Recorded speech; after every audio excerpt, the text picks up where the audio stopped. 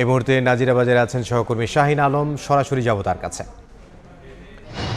শাহিন, গতকাল রাতে এবং আজকে সকালে যে বৃষ্টি হয়েছে সেই বৃষ্টির পানি এখন পর্যন্ত অপসারণ হয়নি রাজধানীর এই নাজিরা বাজার এলাকায়। আমরা এখানে সকাল থেকে দুপুর পর্যন্ত দেখেছি এই এলাকার মানুষের ভোগান্তি চরমে গিয়ে পৌঁছেছে এবং এই পুরো বাজার জুড়ে বিভিন্ন জায়গায় আমরা দেখছি যে যারা এই রাস্তাগুলো ব্যবহার করছেন তারা চরম ভোগান্তিতে পড়ছেন। বিশেষ করে সকালে দেখেছি যারা স্কুল কলেজগামী যারা স্টুডেন্ট রয়েছেন তারা আসলে যারা জায়গায় যেতে অনেক গন্তব্যে পৌঁছাতে অনেক সময় তাদের লাগছে।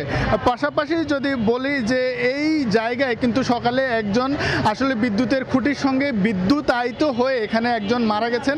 স্থানীয়রা তাকে যখন উদ্ধার করে ঢাকা মেডিকেল কলেজে নিয়ে যায় সেখানকার ডাক্তাররা তাকে আসলে মৃত ঘোষণা করেন। এবং এখানকার এলাকার মানুষের সঙ্গে আমরা কথা বলেছি, তারা যেটি বলছে যে এই এলাকাতে আসলে এখানকার এই যে ভোগান্তি জলাবদ্ধতার এটি আসলে নিত্যদিনের।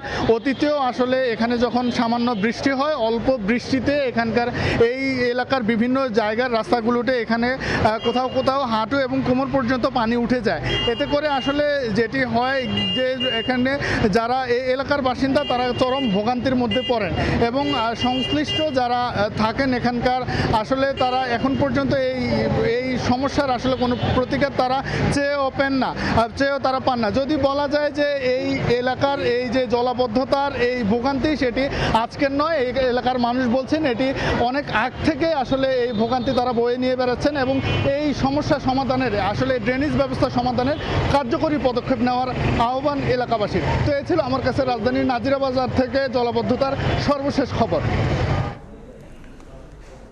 রাজধানীর নাজিরা বাজার থেকে সহকর্মী শাহিন আলম।